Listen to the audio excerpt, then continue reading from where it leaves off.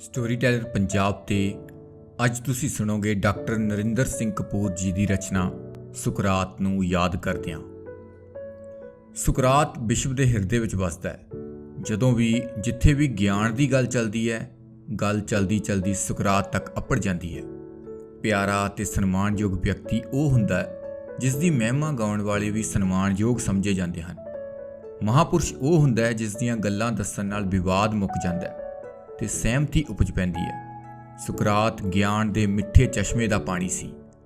ਕੁਝ ਨਾਂ ਸੰਸਾਰ ਤੇ ਸਦੀਆਂ ਤੱਕ ਨਿਰੰਤਰ ਤੇ ਸ਼ਾਹਾਨਾ ਰਾਜ ਕਰਦੇ ਹਨ। ਸੁਕਰਾਤ ਅਤੇ ਬੁੱਧ ਅਜਿਹੇ ਹੀ ਨਾਂ ਹਨ। ਮਹਾਨਤਾ ਹਮੇਸ਼ਾ ਸਦੀਆਂ ਵਿੱਚ ਮਾਪੀ ਜਾਂਦੀ ਹੈ।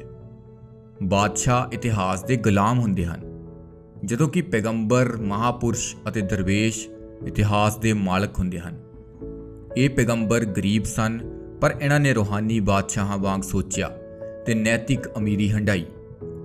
ਧਨ ਦੀ ਅਮੀਰੀ ਕਿਧਰੇ ਵੀ ਮਹਾਨ ਬਣਨ ਦਾ ਵਸੀਲਾ ਨਹੀਂ ਹੁੰਦੀ। ਇਤਿਹਾਸ ਨਾਲ ਕੋਈ ਕੁਰਬਾਨੀ ਕਰਕੇ, ਕੋਈ ਕਿਸੇ ਗੁਣ ਕਾਰਨ, ਕੋਈ ਗਿਆਨ ਨਾਲ, ਉਪਕਾਰ, ਕਾਰਨਾਮੇ ਜਾਂ ਜੱਦੋ ਜਹਿਦ ਨਾਲ ਜੁੜਦਾ ਹੈ। ਬੁੱਧ ਅਤੇ ਮਹਾਵੀਰ ਰਾਜਕੁਮਾਰ ਸਨ, ਪਰ ਪ੍ਰਸਿੱਧ ਉਹ ਰਾਜ ਮਹਿਲਾਂ ਨੂੰ ਤਿਆਗ ਕੇ ਹੋਏ ਸਨ। ਮਹਾਪੁਰਸ਼ ਆਪਣਾ ਸਭ ਕੁਝ ਸੰਸਾਰ ਨੂੰ ਸੌਂਪ ਦਿੰਦੇ ਹਨ, ਪਰ ਸੰਸਾਰ ਕੋਲ ਉਹਨਾਂ ਨੂੰ ਦੇਣ ਲਈ ਕੁਝ ਨਹੀਂ ਹੁੰਦਾ। ਮਹਾਪੁਰਸ਼ ਆਪਣੇ ਜੀਵਨ ਵਿੱਚ ਅਪਮਾਨ ਹੀ ਹੰਢਾਉਂਦੇ ਹਨ, ਪ੍ਰਸ਼ੰਸਾ ਆਉਣ ਵਾਲੀਆਂ ਪੀੜ੍ਹੀਆਂ ਹੀ ਕਰਦੀਆਂ ਹਨ। ਸੁਕਰਾਤ ਕਿਸੇ ਵਿਅਕਤੀ ਦਾ ਨਾਂ ਨਹੀਂ, ਸਦੀਵੀ ਗਿਆਨ ਦਾ ਨਾਂ ਸੁਕਰਾਤ ਹੈ। ਸੁਕਰਾਤ ਸੰਸਾਰ ਦਾ ਪਹਿਲਾ ਫਿਲਾਸਫਰ ਸੀ ਜਿਹੜਾ ਗਿਆਨ ਦੀ ਸ਼ਕਤੀ ਨਾਲ ਜੀਵਿਆ। ਉਸਨੇ ਦੱਸਿਆ ਕਿ ਇੱਕ ਵਿਦਵਾਨ ਨੂੰ ਕਿਵੇਂ ਸੋਚਣਾ ਚਾਹੀਦਾ ਹੈ। ਸੁਕਰਾਤ ਨੇ ਪੱਛਮੀ ਸੱਭਿਆਚਾਰ ਦੀ ਨੀਂਹ ਰੱਖੀ ਤੇ ਹਰ ਮਹੱਤਵਪੂਰਨ ਵਿਸ਼ੇ ਤੇ ਆਪਣੇ ਵਿਚਾਰ ਪ੍ਰਗਟਾਏ। ਸੁਕਰਾਤ ਸੰਸਾਰ ਦਾ ਪਹਿਲਾ ਮਹਾਨ ਚਿੰਤਕ ਸੀ ਜਿਸ ਨਾਲ ਫਲਸਫੇ ਦਾ ਜਨਮ ਹੋਇਆ। ਫਲਸਫਾ ਬੌਧਿਕ ਸੁਤੰਤਰਤਾ ਤੇ ਟਿਕਿਆ ਹੁੰਦਾ ਹੈ। ਧਰਮ ਵਿੱਚ ਇਹ ਸੁਤੰਤਰਤਾ ਨਹੀਂ ਹੁੰਦੀ। ਇਸੇ ਕਰਕੇ ਧਰਮ ਵੀ ਫਲਸਫੇ ਦੇ ਘਾਟ ਤੋਂ ਪਾਣੀ ਪੀਂਦਾ ਹੈ। ਫਲਸਫਾ ਬੁੱਧੀ ਅਤੇ ਆਤਮਾ ਦੇ ਵਿਚਕਾਰ ਵਸਦਾ ਹੈ। ਸੁਕਰਾਤ ਨੇ ਆਪ ਸੋਚਿਆ ਅਤੇ ਸੰਸਾਰ ਨੂੰ ਸੋਚਣ ਦੀ ਵਿਧੀ ਅਤੇ ਪ੍ਰੇਰਨਾ ਦਿੱਤੀ। ਸੁਕਰਾਤ ਦਾ ਪ੍ਰਭਾਵ ਇੰਨਾ ਡੂੰਘਾ ਤੇ ਵਿਸ਼ਾਲ ਸੀ ਕਿ ਲੋਕ ਆਪਣੀਆਂ ਸਿਆਣੀਆਂ ਗੱਲਾਂ ਸੁਕਰਾਤ ਦੇ ਨਾਂ ਨਾਲ ਜੋੜ ਦਿੰਦੇ ਸਨ ਤੇ ਕਿਸੇ ਦੀ ਸਿਆਣੀ ਗੱਲ ਸੁਣਨ ਵਾਲੇ ਕਿਹਾ ਕਰਦੇ ਸਨ ਕਿ ਉਸਨੇ ਉਹ ਗੱਲ ਜ਼ਰੂਰ ਸੁਕਰਾਤ ਤੋਂ ਸੁਣੀ ਹੋਵੇਗੀ। ਇੰਜ ਲੱਗਦਾ ਹੈ ਜਿਵੇਂ ਗਿਆਨ ਦਾ ਆਰੰਭ ਹੀ ਸੁਕਰਾਤ ਤੋਂ ਹੋਇਆ ਸੀ। ਮਿਸਰੀ ਸੱਭਿਅਤਾ ਯੂਨਾਨੀ ਸੱਭਿਅਤਾ ਤੋਂ ਹਜ਼ਾਰਾਂ ਸਾਲ ਪੁਰਾਣੀ ਸੀ, ਪਰ ਫਲਸਫੇ ਨੂੰ ਉਸਾਰਨ ਦਾ ਕਾਰਜ ਯੂਨਾਨੀ ਸੱਭਿਅਤਾ ਦੇ ਥੰਮ ਸੁਕਰਾਤ ਨੇ ਕੀਤਾ। ਫਲਸਫੇ, ਪਰਿਭਾਸ਼ਾਵਾਂ ਤੇ ਤਰਕ ਉਸਾਰਨ ਦਾ ਹੁਨਰ ਯੂਨਾਨੀਆਂ ਕੋਲ ਸੀ। ਜਿੱਥੋਂ ਦੀ ਸੁਕਰਾਤ, ਪਲੈਟੋ, ਅਰਸਤੂ ਦੀ ਤ੍ਰਿਮੂਰਤੀ ਨੇ ਯੂਨਾਨ ਦਾ ਨਾਂ ਸਾਰੇ ਸੰਸਾਰ ਵਿੱਚ ਪ੍ਰਸਿੱਧ ਕੀਤਾ ਹੈ। ਇਹ ਤਿੰਨੇ ਇੱਕ ਦੂਜੇ ਵਿੱਚ ਘੁਲੇ ਮਿਲੇ ਹੋਏ ਸਨ। ਇੱਕ ਨੂੰ ਵੇਖੋ, ਦੂਜਾ ਉਜਾਗਰ ਹੋ ਜਾਂਦਾ ਹੈ। ਸੁਕਰਾਤ ਨੇ ਆਪ ਕੁਝ ਨਹੀਂ ਲਿਖਿਆ, ਉਹ ਬੋਲਦਾ ਹੀ ਸੀ। ਉਸ ਬਾਰੇ ਸਾਰੀ ਜਾਣਕਾਰੀ ਉਸ ਦੇ ਸ਼ਿਸ਼ ਪਲੈਟੋ ਦੀਆਂ ਲਿਖਤਾਂ ਵਿੱਚੋਂ ਮਿਲਦੀ ਹੈ। ਸੁਕਰਾਤ ਦੇ ਮੁੱਢਲੇ ਜੀਵਨ ਬਾਰੇ ਬਹੁਤੇ ਵੇਰਵੇ ਨਹੀਂ ਮਿਲਦੇ। ਸੁਕਰਾਤ 469 ਪੂਰਵ ਈਸਵੀ ਵਿੱਚ ਜਨਮਿਆ। ਉਸ ਦਾ ਪਿਤਾ ਰਾਜ ਮਿਸਤਰੀ ਸੀ। ਉਹ ਇੱਕ ਮੌਲਿਕ ਚਿੰਤਕ ਵਜੋਂ ਬਚਪਨ ਵਿੱਚ ਹੀ ਪ੍ਰਮਾਣ ਦੇਣ ਲੱਗ ਪਿਆ ਸੀ। ਆਮ ਧਾਰਨਾ ਹੈ ਕਿ ਸੁਕਰਾਤ ਦੀ ਪਤਨੀ ਬੜੀ ਲੜਾਕੀ ਸੀ। ਵਾਸਤਵ ਵਿੱਚ ਹਰੇਕ ਮਹਾਨ ਵਿਅਕਤੀ ਦੀ ਪਤਨੀ ਨੂੰ ਗਲਤ ਸਮਝੇ ਜਾਣ ਜਾਂ ਗੁਮਨਾਮੀ ਦਾ ਸੰਤਾਪ ਹਟਾਉਣਾ ਪੈਂਦਾ ਹੈ। ਸੁਕਰਾਤ ਦੀ ਪਤਨੀ ਜ਼ਨਥਿਪੀ ਬਾਰੇ ਕਈ ਕਥਾਵਾਂ ਪ੍ਰਚਲਿਤ ਹਨ। ਇੱਕ ਵਾਰੀ ਕੌੜੀਆਂ ਤੱਤੀਆਂ ਸੁਣਾਉਣ ਉਪਰੰਤ ਚਿੜ ਕੇ ਜਦੋਂ ਉਸਨੇ ਸੁਕਰਾਤ ਤੇ ਗੰਦੇ ਪਾਣੀ ਦੀ ਬਾਲਟੀ ਉਲਟਾ ਦਿੱਤੀ ਤਾਂ ਗੁੱਸੇ ਵਿੱਚ ਆਏ ਆਪਣੇ ਸ਼ਿਸ਼ ਨੂੰ ਸੁਕਰਾਤ ਨੇ ਸ਼ਾਂਤ ਕਰਦਿਆਂ ਕਿਹਾ, ਮੇਰੀ ਪਤਨੀ ਮੇਰੀ ਪ੍ਰੇਰਨਾ ਹੈ। ਇਹ ਠੋਕ ਠੋਕ ਕੇ ਪਰਖਦੀ ਹੈ ਕਿ ਮੇਰੇ ਵਿੱਚ ਸਹਿਣਸ਼ੀਲਤਾ ਹੈ ਕਿ ਨਹੀਂ। ਇਹ ਵੇਖਦੀ ਹੈ ਕਿ ਸੁਕਰਾਤ ਕੱਚਾ ਹੈ ਕਿ ਪੱਕਾ ਹੈ। ਵਾਸਤਵ ਵਿੱਚ ਸੁਕਰਾਤ ਦੀ ਪਤਨੀ ਇੱਕ ਪ੍ਰਸਿੱਧ ਪਰਿਵਾਰ ਵਿੱਚੋਂ ਸੀ, ਪਰ ਉਸ ਦੇ ਪਿਤਾ ਕੋਲ ਦਾਜ ਦੇਣ ਦੀ ਸਮਰੱਥਾ ਨਾ ਹੋਣ ਕਾਰਨ ਉਸ ਦਾ ਵਿਆਹ ਗਰੀਬ ਸੁਕਰਾਤ ਨਾਲ ਹੋ ਗਿਆ। ਪਤਨੀ ਦੀ ਆਵਾਜ਼ ਰੋਹਬਦਾਰ ਸੀ ਤੇ ਸਾਰੇ ਸਮਝਦੇ ਸਨ ਕਿ ਉਹ ਆਪਣੇ ਉੱਚੇ ਪਰਿਵਾਰ ਦਾ ਮਾਣ ਕਰਦੀ ਸੀ। ਉਸਨੇ 3 ਪੁੱਤਰਾਂ ਨੂੰ ਜਨਮ ਦਿੱਤਾ। ਪਤਨੀ ਚਾਹੁੰਦੀ ਸੀ ਕਿ ਸੁਕਰਾਤ ਹੋਰਾਂ ਨੂੰ ਗਿਆਨ ਦੇਣ ਦੀ ਫੀਸ ਵਸੂਲਿਆ ਕਰੇ ਤਾਂ ਜੋ ਘਰ ਦਾ ਗੁਜ਼ਾਰਾ ਚੱਲੇ, ਪਰ ਸੁਕਰਾਤ ਗਿਆਨ ਵੇਚਣ ਲਈ ਤਿਆਰ ਨਹੀਂ ਸੀ। ਸੁਕਰਾਤ ਦਾ ਗੁਜ਼ਾਰਾ ਦੋਸਤਾਂ ਦੀ ਮਾਇਕ ਮਦਦ ਨਾਲ ਹੀ ਚੱਲਦਾ ਸੀ। ਦੋਸਤਾਂ ਲਈ ਸੁਕਰਾਤ ਵਿਦਵਾਨ ਸੀ, ਪਰ ਪਤਨੀ ਉਹਨੂੰ ਵਿਹਲਾ ਆਦਮੀ ਸਮਝਦੀ ਸੀ। ਸੁਕਰਾਤ ਵੀ ਪਤਨੀ ਨਾਲ ਪਤੀ ਵਾਂਗ ਨਹੀਂ, ਫਿਲਾਸਫਰ ਵਾਂਗ ਪੇਸ਼ ਆਉਂਦਾ ਸੀ। ਪਰਿਵਾਰਕ ਜ਼ਿੰਮੇਵਾਰੀਆਂ ਪ੍ਰਤੀ ਸੁਕਰਾਤ ਸਾਰਾ ਜੀਵਨ ਲਾਪਰਵਾਹ ਹੀ ਰਿਹਾ। ਸੁਕਰਾਤ ਵਿਦਵਾਨਾਂ ਵਾਲਾ ਚੋਗਾ ਪਾ ਕੇ ਏਥਨਸ ਦੀਆਂ ਗਲੀਆਂ ਵਿੱਚ ਘੁੰਮਦਾ ਰਹਿੰਦਾ ਸੀ ਤੇ ਲੋਕ ਉਸ ਨੂੰ ਖਿਲਾਰ ਕੇ ਆਪਣੇ ਸ਼ੰਕੇ ਨਿਵਰਤ ਕਰਦੇ ਸਨ। ਉਸ ਸਮੇਂ ਸ਼ਬਦਕੋਸ਼ ਨਹੀਂ ਹੁੰਦੇ ਸਨ। ਕਿਸੇ ਸ਼ਬਦ ਦੇ ਜੋ ਅਰਥ ਸੁਕਰਾਤ ਦੱਸਦਾ ਸੀ ਉਹ ਪ੍ਰਵਾਨ ਹੋ ਜਾਂਦੇ ਸਨ। ਨਿਰਸੰਦੇਹ ਉਸ ਦੀ ਪਤਨੀ ਵਾਂਗ ਕਈ ਸਮਕਾਲੀ ਵੀ ਉਸ ਦਾ ਮਖੌਲ ਉਡਾਉਂਦੇ ਸਨ ਤੇ ਕਈ ਵਾਰੀ ਉਹ ਆਪਣੇ ਆਪ ਤੇ ਵੀ ਮਖੌਲੀਆ ਵਾਰ ਕਰ ਜਾਂਦਾ ਸੀ। ਇੱਕ ਵਾਰੀ ਕਿਸੇ ਵੱਲੋਂ ਵਿਆਹ ਕਰਵਾਉਣ ਜਾਂ ਨਾ ਕਰਵਾਉਣ ਬਾਰੇ ਪੁੱਛਣ ਤੇ ਸੁਕਰਾਤ ਨੇ ਕਿਹਾ, ਜਿਹੜਾ ਵੀ ਫੈਸਲਾ ਕਰੋਗੇ ਪਛਤਾਓਗੇ, ਪਰ ਵਿਆਹ ਕਰਵਾਉਣ ਦਾ ਲਾਭ ਹੀ ਹੈ, ਕਿਉਂਕਿ ਜੇ ਚੰਗੀ ਪਤਨੀ ਮਿਲ ਗਈ ਤਾਂ ਆਨੰਦ ਮਾਣੋਗੇ, ਪਰ ਜੇ ਭੈੜੀ ਮਿਲ ਗਈ ਤਾਂ ਮੇਰੇ ਵਾਂਗ ਫਿਲਾਸਫਰ ਤਾਂ ਬਣ ਹੀ ਜਾਓਗੇ। ਜੋ ਵੀ ਜਦੋਂ ਵੀ ਸੁਕਰਾਤ ਬਾਰੇ ਲਿਖਦਾ ਹੈ ਉਹ ਸੁਕਰਾਤ ਪ੍ਰਤੀ ਸ਼ਰਧਾਂਜਲੀ ਬਣ ਜਾਂਦੀ ਹੈ। ਸੰਸਾਰ ਵਿੱਚ ਪਹਿਲੀ ਵਾਰ ਕਿਸੇ ਵਿਅਕਤੀ ਦਾ ਨਾਂ ਉਸ ਦੇ ਦੇਸ਼ ਦੇ ਨਾਂ ਨਾਲੋਂ ਵੀ ਵੱਡਾ ਹੋ ਗਿਆ ਹੈ। ਸੁਕਰਾਤ ਵਿਦਵਾਨਾਂ ਦਾ ਬੁੱਧ ਸੀ, ਉਹ ਗਿਆਨ ਦਾ ਚਲਦਾ ਫਿਰਦਾ ਮੱਕਾ ਸੀ। ਸੁਕਰਾਤ ਦਾ ਦਿਮਾਗ ਫਲਸਫੇ ਦੀ ਰਾਜਧਾਨੀ ਸੀ। ਸੁਕਰਾਤ ਕਾਰਨ ਯੂਨਾਨ ਦੇ ਅੰਨ੍ਹਿਆਂ ਕੋਲ ਵੀ ਗਿਆਨ ਦਾ ਚਾਨਣ ਸੀ। ਜਦੋਂ ਰੋਮਨ ਸੱਭਿਅਤਾ ਗਿਆਨ ਦੀਆਂ ਮੋਮਬੱਤੀਆਂ ਲੱਭ ਰਹੀ ਸੀ, ਉਸ ਸਮੇਂ ਯੂਨਾਨ ਫਲਸਫੇ ਦੀਆਂ ਮਸ਼ਾਲਾਂ ਬਾਲ ਰਿਹਾ ਸੀ। ਪਲੈਟੋ ਸੁਕਰਾਤ ਦਾ ਅਜਿਹਾ ਵਿਦਿਆਰਥੀ ਸੀ ਜਿਸ ਵਿਦਿਆਰਥੀ ਦਾ ਹਰ ਅਧਿਆਪਕ ਸੁਪਨਾ ਵੇਖਦਾ ਹੈ। ਅਜੋਕੇ ਵਿਦਵਾਨਾਂ ਦੀ ਸਭ ਤੋਂ ਵੱਡੀ ਸਮੱਸਿਆ ਸੁਕਰਾਤ ਅਤੇ ਪਲੈਟੋ ਨੂੰ ਇੱਕ ਦੂਜੇ ਤੋਂ ਨਿਖੇੜਨ ਦੀ ਹੈ। ਉਹਨਾਂ ਦੀਆਂ ਸੋਚਾਂ ਹੀ ਨਹੀਂ, ਉਹਨਾਂ ਦੀਆਂ ਆਤਮਾਵਾਂ ਵੀ ਇੱਕ ਦੂਜੇ ਵਿੱਚ ਘੁਲੀਆਂ ਹੋਈਆਂ ਹਨ, ਕੇਵਲ ਨਾਂ ਹੀ ਵੱਖ ਹਨ। ਪਲੈਟੋ ਨੇ ਆਪਣੇ ਵਿਹਾਰ ਨਾਲ ਗੁਰੂ ਸ਼ਿਸ਼ ਦੀ ਪਰਿਭਾਸ਼ਾ ਹੀ ਬਦਲ ਦਿੱਤੀ ਸੀ। ਮੁੱਢ ਵਿੱਚ ਪਲੈਟੋ ਇੱਕ ਕਵੀ ਅਤੇ ਨਾਟਕਕਾਰ ਸੀ। ਸੁਕਰਾਤ ਦੀ ਸ਼ਰਨ ਲੈਂਦਿਆਂ ਹੀ ਪਲੈਟੋ ਨੇ ਆਪਣੀਆਂ ਰਚਨਾਵਾਂ ਸਾੜ ਦਿੱਤੀਆਂ ਤੇ ਦਰਸ਼ਨ ਅਪਣਾ ਲਿਆ। ਸੁਕਰਾਤ ਦੀ ਮੌਤ ਸਮੇਂ ਪਲੈਟੋ 28 ਸਾਲ ਦਾ ਸੀ। ਅਗਲੇ 52 ਸਾਲ ਉਹ ਸੁਕਰਾਤ ਦੀ ਪ੍ਰਸ਼ੰਸਾ ਕਰਦਾ ਤੇ ਕਰਵਾਉਂਦਾ ਰਿਹਾ। ਸੁਕਰਾਤ ਦੀ ਮੌਤ ਉਪਰੰਤ ਪਲੈਟੋ ਨੇ ਸਾਰੇ ਯੂਨਾਨ ਦੀ ਪੈਦਲ ਯਾਤਰਾ ਕੀਤੀ ਤੇ ਯੂਨਾਨ ਦੇ ਸਾਰੇ ਲੋਕਾਂ ਨੂੰ ਸੁਕਰਾਤ ਦੇ ਵਿਚਾਰਾਂ ਤੋਂ ਜਾਣੂ ਕਰਵਾਇਆ। ਹਾਕਮਾਂ ਵੱਲੋਂ ਸੁਕਰਾਤ ਨਾਲ ਕੀਤੇ ਵਿਹਾਰ ਕਾਰਨ ਪਲੈਟੋ ਉਹਨਾਂ ਨਾਲ ਨਾਰਾਜ਼ ਸੀ। ਸੋ ਹਾਕਮਾਂ ਦੀ ਪੱਧਰ ਸੁਧਾਰਨ ਲਈ ਪਲੈਟੋ ਨੇ ਆਪਣੀ ਅਕਾਦਮੀ ਅਤੇ ਲਿਖਤਾਂ ਰਾਹੀਂ ਚੰਗੇ ਹਾਕਮ ਤਿਆਰ ਕਰਨ ਦਾ ਬੀੜਾ ਚੁੱਕਿਆ ਤੇ ਇਵੇਂ ਫਿਲਾਸਫਰ ਬਾਦਸ਼ਾਹ ਦਾ ਸੰਕਲਪ ਉਸਾਰਿਆ। ਪਲੈਟੋ ਦੀ ਅਕਾਦਮੀ ਸੰਸਾਰ ਦੀ ਪਹਿਲੀ ਯੂਨੀਵਰਸਿਟੀ ਸੀ। ਸੁਕਰਾਤ ਪਲੈਟੋ ਦਾ ਉਸਤਾਦ ਸੀ। ਅਰਸਤੂ ਪਲੈਟੋ ਦਾ ਵਿਦਿਆਰਥੀ ਸੀ ਤੇ ਅਰਸਤੂ ਅੱਗੋਂ ਸਿਕੰਦਰ ਦਾ ਅਧਿਆਪਕ ਸੀ। ਜਦੋਂ ਪਲੈਟੋ ਬੋਲਦਾ ਸੀ ਤਾਂ ਉਸ ਦੇ ਬੋਲਾਂ ਵਿੱਚੋਂ ਸੁਕਰਾਤ ਗੂੰਜਦਾ ਸੀ। ਪਲੈਟੋ ਨੇ ਆਪਣੇ ਆਦਰਸ਼ਵਾਦੀ ਫਲਸਫੇ ਨਾਲ ਸੰਸਾਰ ਵਿੱਚ ਸੋਚ ਦਾ ਮੁਹਾਨ ਮੋੜ ਦਿੱਤਾ ਸੀ। ਪਲੈਟੋ ਉਪਰੰਤ ਸੰਸਾਰ ਵਿੱਚ ਸੋਚ ਦਾ ਮੁਹਾਨ ਮੋੜਨ ਦੇ ਕਾਰਜ ਵਿੱਚ 2000 ਸਾਲ ਉਪਰੰਤ ਕਾਰਲ ਮਾਰਕਸ ਸਫਲ ਹੋਇਆ ਹੈ। ਪਰ ਆਦਰਸ਼ਵਾਦ ਅੱਜ ਵੀ ਬੜੀ ਬਲਵਾਨ ਵਿਚਾਰਧਾਰਾ ਹੈ। ਨਿਰਸੰਦੇਹ ਸੁਕਰਾਤ ਦੀ ਮਹਾਨਤਾ ਸਥਾਪਿਤ ਕਰਨ ਵਾਲਾ ਪਲੈਟੋ ਸੀ, ਜਿਹੜਾ ਆਪਣੇ ਵਿਚਾਰ ਸੁਕਰਾਤ ਦੀਆਂ ਸੋਚਾਂ ਵਿੱਚੋਂ ਉਪਜੇ ਦੱਸ ਕੇ ਆਪਣੇ ਅਤੇ ਸੁਕਰਾਤ ਲਈ ਜਸ ਖੱਟਦਾ ਰਿਹਾ ਸੀ। ਸੁਕਰਾਤ ਸਰਲ ਹੈ, ਪਲੈਟੋ ਜਟਿਲ ਹੈ। ਅਰਸਤੂ ਵਿਸ਼ਲੇਸ਼ਣੀ ਹੈ, ਸਿਕੰਦਰ ਕਾਰਜਸ਼ਾਲੀ ਹੈ। ਇਹ ਚਾਰੇ ਯੂਨਾਨ ਦੇ ਸ਼ਕਤੀਸ਼ਾਲੀ ਥੰਮ ਹਨ। ਸੁਕਰਾਤ ਨੇ ਬ੍ਰਹਿਮੰਡ ਬਾਰੇ ਸੰਸਾਰ ਦਾ ਦ੍ਰਿਸ਼ਟੀਕੋਣ ਬਦਲਿਆ। ਕੁਦਰਤ ਬਾਰੇ ਸੋਚਣ ਵਾਲੇ ਅਨੇਕਾਂ ਸਨ। ਸੁਕਰਾਤ ਨੇ ਮਨੁੱਖ ਬਾਰੇ ਸੋਚਣ ਵਿੱਚ ਪਹਿਲ ਕੀਤੀ। ਹੋਰ ਚਿੰਤਕਾਂ ਨਾਲੋਂ ਸੁਕਰਾਤ ਦਾ ਵਖਰੇਵਾਂ ਇਹ ਸੀ ਕਿ ਉਹ ਆਪਣੀ ਅਗਿਆਨਤਾ ਪ੍ਰਤੀ ਸੁਚੇਤ ਸੀ।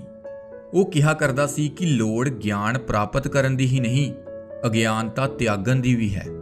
ਸੁਕਰਾਤ ਨੇ ਸੰਸਾਰ ਨੂੰ ਦੱਸਿਆ ਕਿ ਸਭ ਤੋਂ ਉੱਚਾ ਗਿਆਨ ਆਪੇ ਦੀ ਸੋਝੀ ਹੁੰਦਾ ਹੈ। ਸੁਕਰਾਤ ਦੇ ਕਈ ਸੰਕਲਪਾਂ ਨੂੰ ਮਗਰੋਂ ਵਿਭਿੰਨ ਧਰਮਾਂ ਨੇ ਅਪਣਾਇਆ। ਸੁਕਰਾਤ ਦੇ ਇੱਕ ਵਾਕ ਤੇ ਵਿਸ਼ਲੇਸ਼ਣ ਲਈ ਗ੍ਰੰਥ ਲਿਖੇ ਗਏ ਅਤੇ ਇਹਨਾਂ ਗ੍ਰੰਥਾਂ ਨੂੰ ਰੱਖਣ ਲਈ ਲਾਇਬ੍ਰੇਰੀਆਂ ਉਸਾਰੀਆਂ ਗਈਆਂ।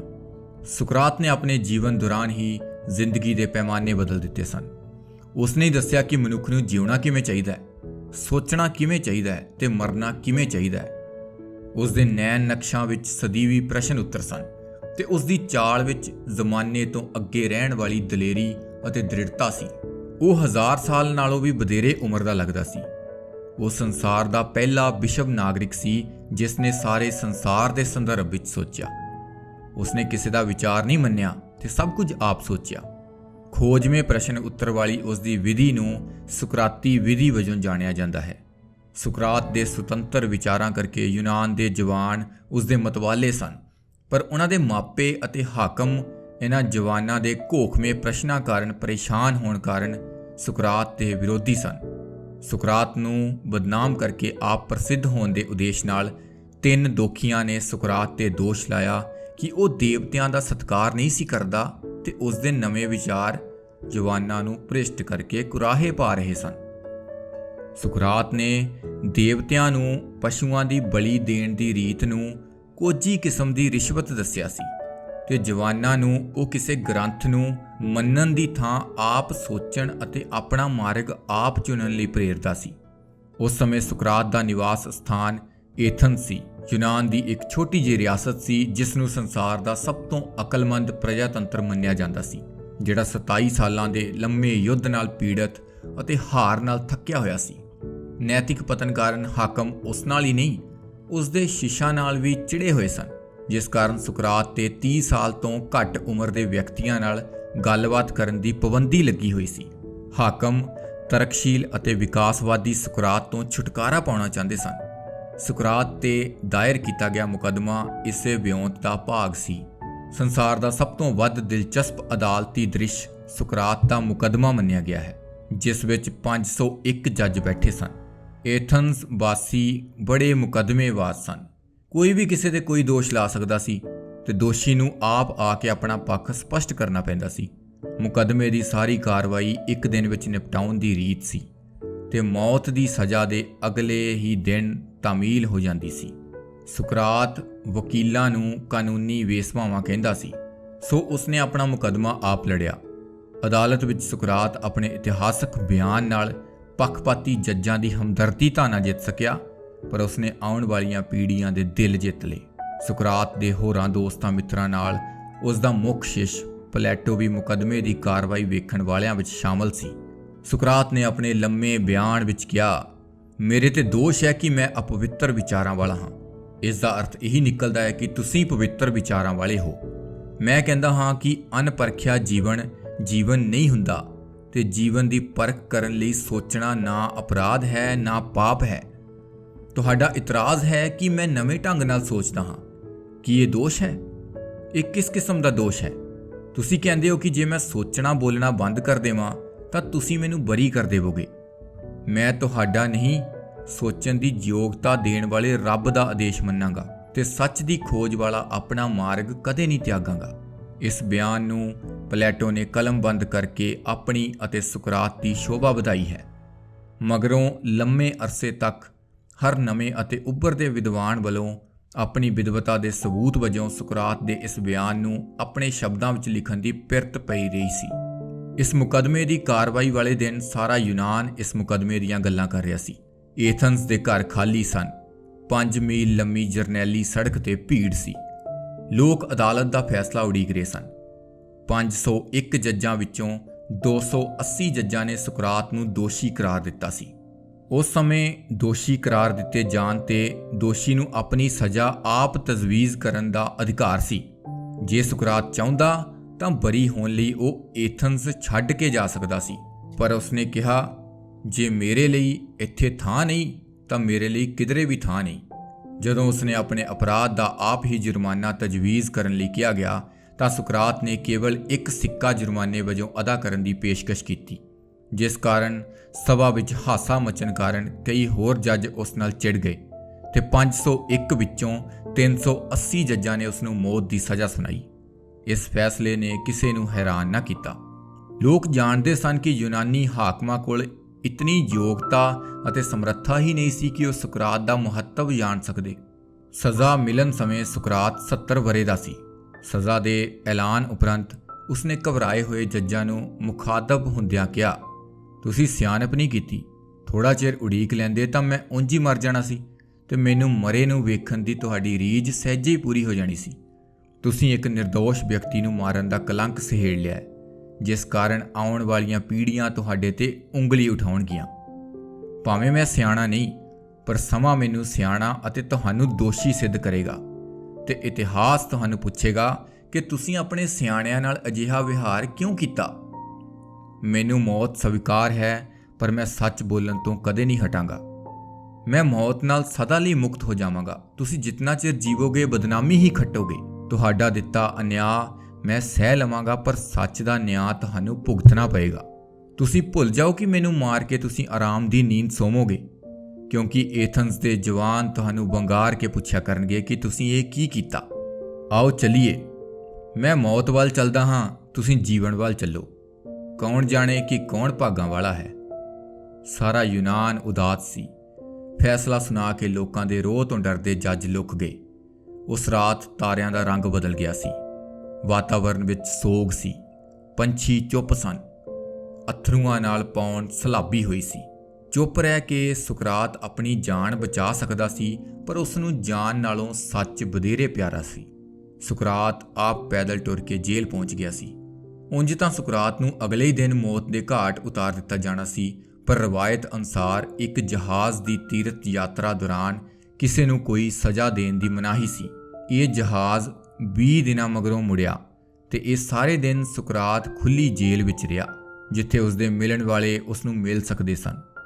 ਇਹਨਾਂ ਦਿਨਾਂ ਵਿੱਚ ਸੁਕਰਾਤ ਦੇ ਮਿੱਤਰ ਕਰੀਟੋ ਨੇ ਜਦੋਂ ਸੁਕਰਾਤ ਨੂੰ ਜੇਲ੍ਹ ਵਿੱਚੋਂ ਦੌੜ ਜਾਣ ਦਾ ਸੁਝਾਅ ਦਿੱਤਾ ਤਾਂ ਸੁਕਰਾਤ ਨੇ ਹੱਸ ਕੇ ਕਿਹਾ, ਇਵੇਂ ਸੋਚਣਾ ਵੀ ਨਹੀਂ ਚਾਹੀਦਾ, ਕਿਉਂਕਿ ਮੇਰੇ ਦੌੜ ਜਾਣ ਨਾਲ ਜੱਜਾਂ ਦਾ ਨਿਆਂ ਪ੍ਰਤੀਤ ਹੋਣ ਲੱਗ ਪਏਗਾ ਤੇ ਲੋਕ ਮੇਰੇ ਗਿਆਨ ਦੀਆਂ ਨਹੀਂ, ਮੇਰੇ ਭਗੌੜਾ ਹੋਣ ਦੀਆਂ ਹੀ ਗੱਲਾਂ ਕਰਨਗੇ। ਜਹਾਜ਼ ਦੇ ਮੁੜਨ ਨਾਲ ਸੁਕਰਾਤ ਦੇ ਇਸ ਸੰਸਾਰ ਤੋਂ ਵਿਦਾ ਹੋਣ ਦਾ ਦਿਨ ਆ ਗਿਆ ਸੀ। ਸੁਕਰਾਤ ਨੂੰ ਮਰਨ ਦਾ ਚਾਅ ਚੜ੍ਹਿਆ ਹੋਇਆ ਸੀ। ਫਿਲਾਸਫਰ ਦੀ ਸ਼ਖਸੀਅਤ ਉਸਦੇ ਮਰਨ ਢੰਗ ਤੋਂ ਪਰਖੀ ਜਾਂਦੀ ਹੈ। ਸੁਕਰਾਤ ਇੱਕ ਫਿਲਾਸਫਰ ਵਾਂਗ ਸਵੈ-ਮਾਨ ਨਾਲ ਸੁਚੇਤ ਹੋ ਕੇ ਮਰਿਆ।